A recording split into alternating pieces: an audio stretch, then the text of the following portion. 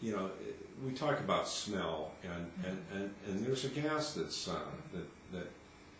that's what is it? Hydrogen sulfide. Sulfide, okay. And have you guys ever felt sick? I mean, definitely. I've personally had headaches and nausea. I've tried to help him do things out in the yard when it's been strong, and I've had to come in the house. There have been times that it's been double the legal limit in the house, where the whole house has really stunk and we probably should not have been here. There have been times when, especially he's noticed where if it's been strong over the night, he gets up, that short of breath almost, and just physically just beat with no reason why you should be. It just kind of drains your energy, shortness of breath. These are the noticeable immediate effects. Right, because it is considered a neurotoxin. So, okay, it sounds like we have the flu right now, even though we don't have the flu, but 10 years from now, what's going to be there that we can't see right now? So you're worried about the long-term effects. I have begun to consider what may have been done to me.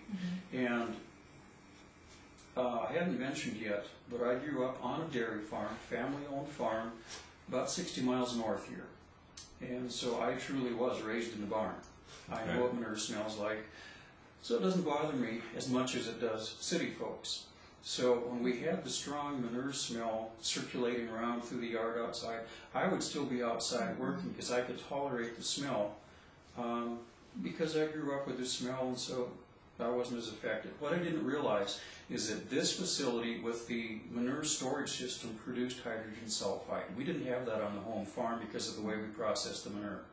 So I have been out in this environment sucking in the hydrogen sulfide for the last couple of years when it's been in the yard blowing through, and now I'm wondering how much damage has been done to me in the different organs, my systems, my nervous system, because I chose to stay out in it and work in it because I could tolerate just the smell.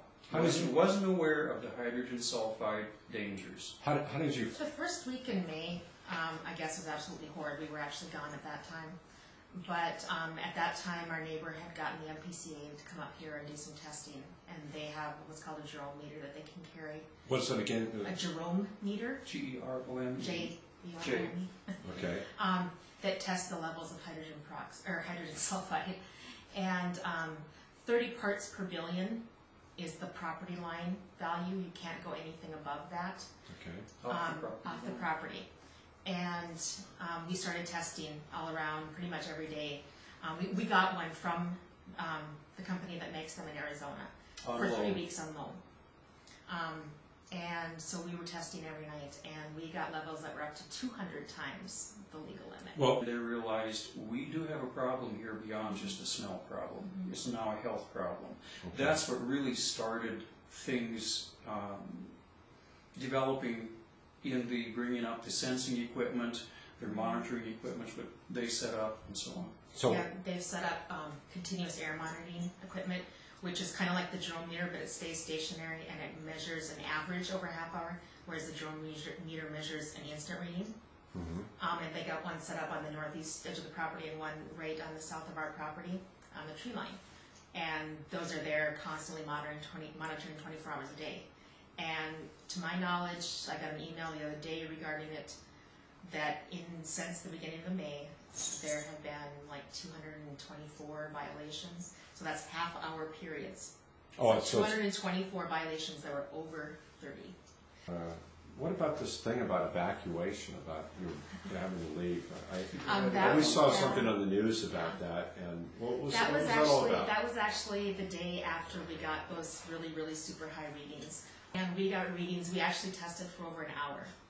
And even if we had 6.8s or 6800s, 6.46, 2s, 4s, the whole way. There were a couple that were lower, but even if you average all of the readings, every 2 minutes we tested, even if you averaged them, the average over an hour was 1,728, I believe.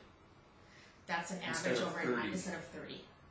So, we're talking severely, severely high levels.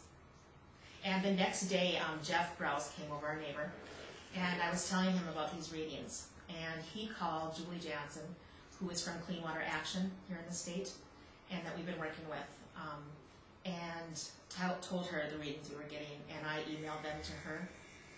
And she emailed Rita Messing in the state health department that night, Sunday night, 9 o'clock.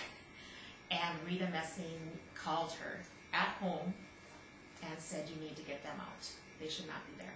So Julie called me and told me to call everybody and don't stop calling until I talk to everybody and just tell them they need to get out. This is serious. This is nothing to be taken lightly. You need to get out of your houses. That was We've a Sunday night at 9:30. We've actually got a neighbor who's pregnant, due in like 2 weeks. So I mean, this can be very toxic. Several neighbors have small kids. Kids, the elderly, those with respiratory problems and cardiac problems are some of the most susceptible to this. To A hydrogen baby, sulfide.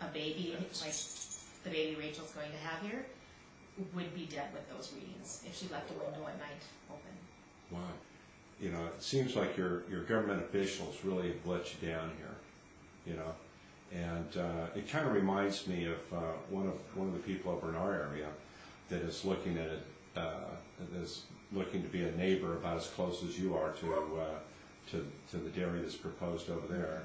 And one of the people in town said, well, gee, you know, somebody has to live next to a dairy. No, they No, don't. you know, especially in North Dakota, there are a lot of open areas where you don't need to be this close to a dairy. This is the dumbest place to build a dairy. There's so many people within a mile. They definitely would have chosen a less populated area. This is a very sparsely populated, large county. There are many areas where this could fit in, wouldn't be any people around for miles. Mm-hmm. Right now, this was almost like a somewhat community, yes. There's so many people living right in this area within a couple miles. It was unbelievably foolish to put it right in the middle of this. Mm-hmm. Do you have any messages for the residents of Foster County about this dairy that's proposed? I will comment on something you mentioned a little bit ago. Will they smell it on the southeast? Not if the wind's blowing from the northwest, but then whoever is southeast of the dairy out of town is going to really let you know, because it's going somewhere. If you say that they're going to try and put in the same sand bedding system and it's new and great and wonderful, you will have the same problems. It is going to stink, not just the odor, but you're going to have health issues with the hydrogen sulfide. Same system, you're going to get the same results. And once it's in, you're stuck with it, and you're really going to have an uphill battle trying to get it out of there or get it under control, particularly if there's any connection in ownership anywhere between what we have here and out there.